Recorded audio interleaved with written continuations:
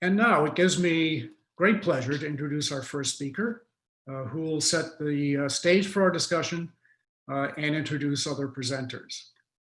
Dr. Christina Matz, who is known to most of us as Tina, is Associate Professor at Boston College School of Social Worker, where she's chair of the Older Adults and Families field of practice, director of the Spears Fellows in Aging Program, and co-director of the Center on Aging and Work. Her research focuses on meaningful engagement in later life and its effects on the health and well-being of individuals, families, organizations, communities, and society. She's co-lead of the American Academy of Social Work and Social Welfare's Grand Challenge, focusing on advancing long and productive lives. Dr. Katz has co-authored more than 40 scholarly articles, book chapters, numerous reports and issue briefs. She teaches courses in research methods and practice with older adults in home and community settings, and has facilitated working partnerships with several Boston area community organizations, including Encore Boston Network, Empower Success Corps, the Waltham Community Council on Aging, and the Massachusetts Service Alliance. And now, Tina, over to you. Excellent. Thank you so much, Doug. And good afternoon, and thanks so much for all of you for being here today. I'm going to spend my time today just kind of talking about what this idea of intersectionality is and why it's important. And then our wonderful panelists here today will discuss their specific research and how it used an intersectional lens. Okay. Next slide, please. But first, I want to tell you a little bit about the Center on Aging and Work at Boston College. The center was established in 2005 by Marcy Pickett-Sufis and Mick Smyer, and it's a unique research center that focuses on what we feel is a defining issue of our time, this intersection between aging and work. The center seeks to better understand the interplay between aging and work, both from the employers and the employees' perspective, and both at the national and global level. We consider both paid and unpaid forms of work because we feel it's important to acknowledge and understand other forms of labor that older adults often engage in, but that tend to come without a paycheck. And these activities tend to be undervalued. So caregiving, whether it be for grandchildren or for an ill or disabled spouse or parent, as well as volunteerism or other forms of informal helping within communities. And learning and education in later life is also part of this picture. As education in the United States is tended to be designed and structured for younger adults, and therefore restricting pathways for midlife and older adults in important ways. So the Center on Aging and Work is grateful for the Alfred P. Sloan Foundation, who has funded our work for, since its inception in 2005. Currently, the Sloan Foundation funds the Sloan Research Network on Aging and Work, which is an international network of scholars who do work in this space, several of whom may be joining us today. And all of the panelists here today are affiliated with the Center on Aging and Work in some way. Next slide, please.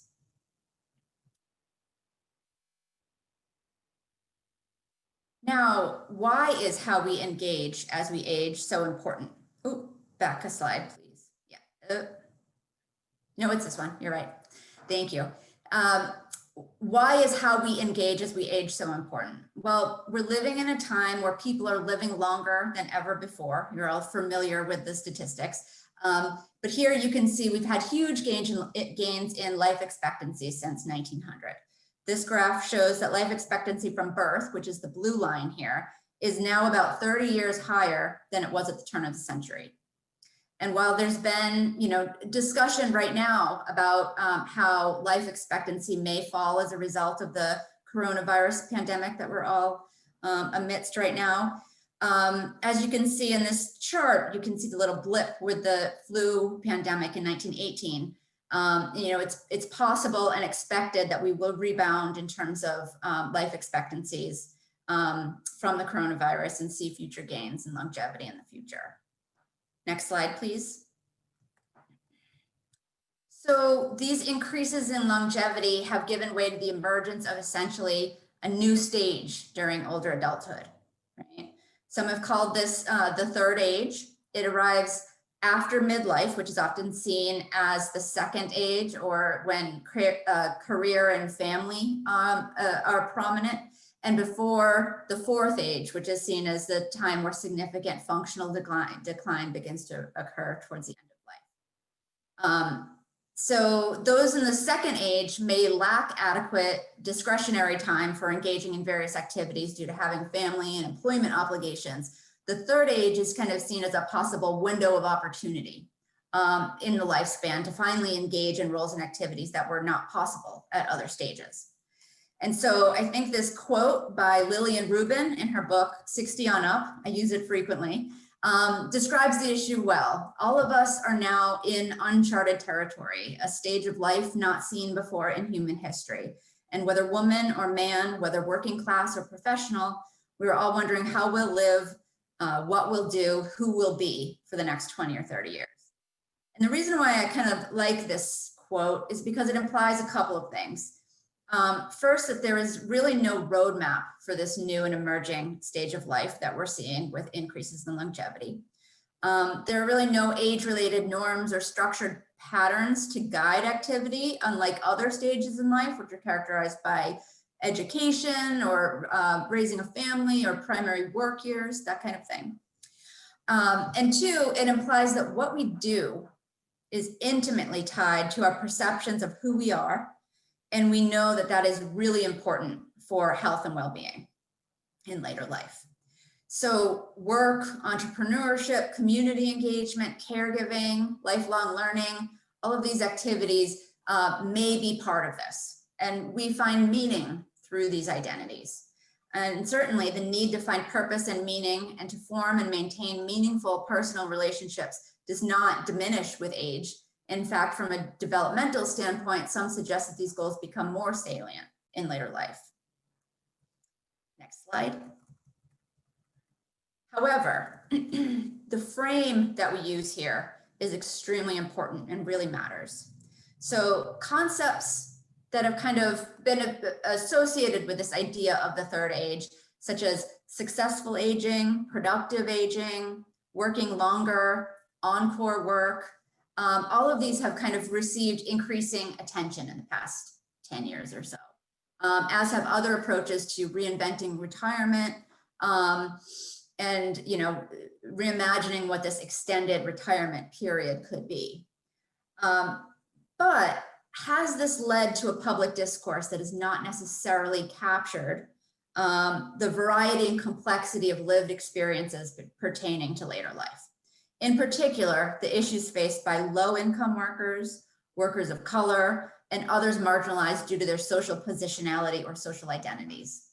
So, you know, further, trends and statistics that we often see are aggregated data, and that often obscures what I would argue is the most important information that we need to be paying attention to, how the most marginalized older adults are faring.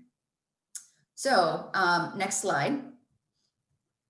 For example, if we were to then look at life expectancy, but by race, here in the red circle, we can see that the highest ever Black life expectancy, which here in this graph occurred in 2014, was where white life expectancy was back in 1989.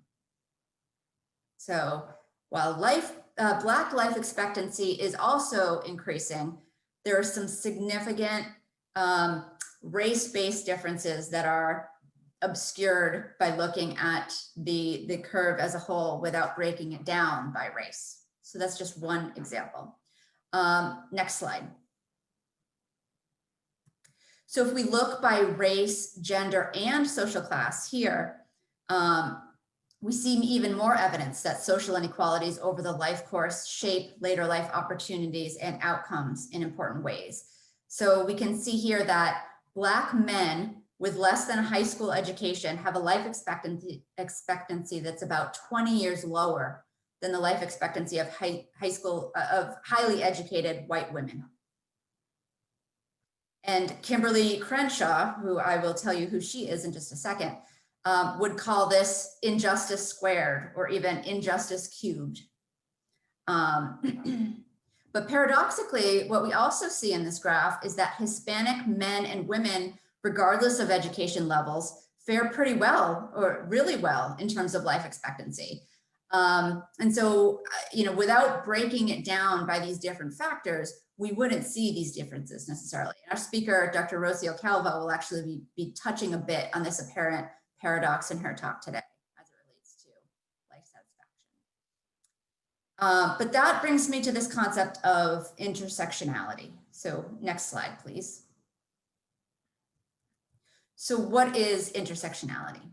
So the term was coined by a legal scholar named Kimberly Crenshaw, pictured here, in the late 80s. And it describes the overlapping and intersecting social identities that often affect and inform how we move around in society. So some identities garner privilege and power, while others oppression and marginalization.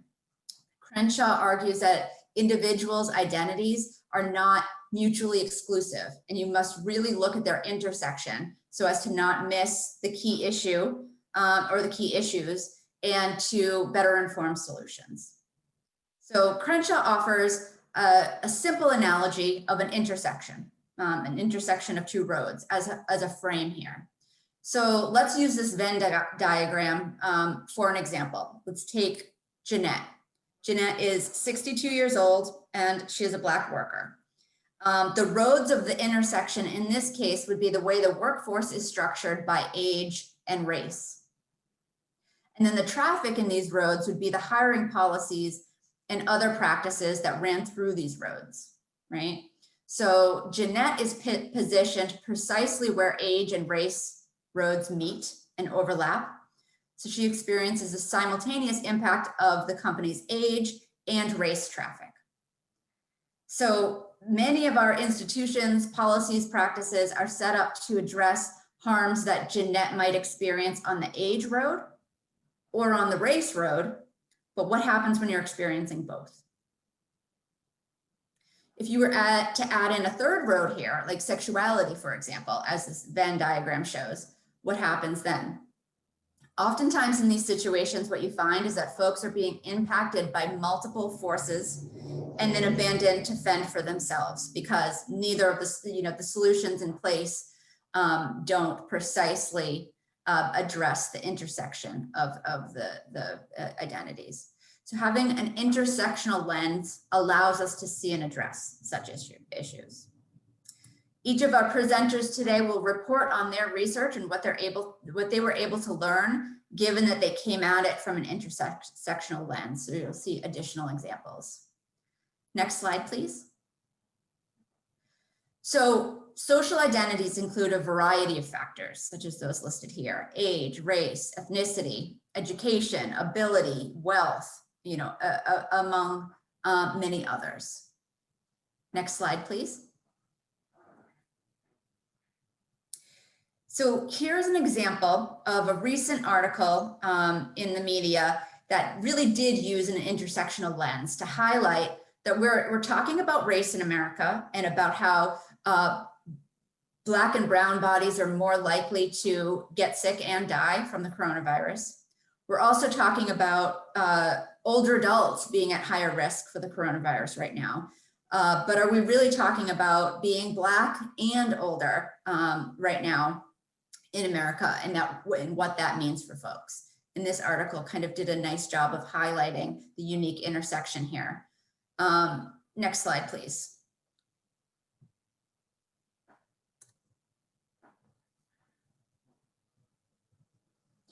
So to demonstrate that point with some data, as you can see here, a recent study suggested that Blacks aged 65 to 74 died 5 times more often than whites from the coronavirus at the time the data was collected. And so here you can see the intersection of race and age and how the coronavirus has really, unfortunately, laid out bare some of these existing disparities, and it's really, you're able to see the harmful negative effects here. Next slide. All right, just to wrap up, why? Structural factors are really responsible here. Structural and institutional racism, poverty, and other forms of oppression are deeply ingrained in our institutions, and they trickle down to affect individual health outcomes. And that's what the social determinants of health is all about, and understanding kind of what those structural factors are and how they trickle downstream to affect individuals. And then next slide.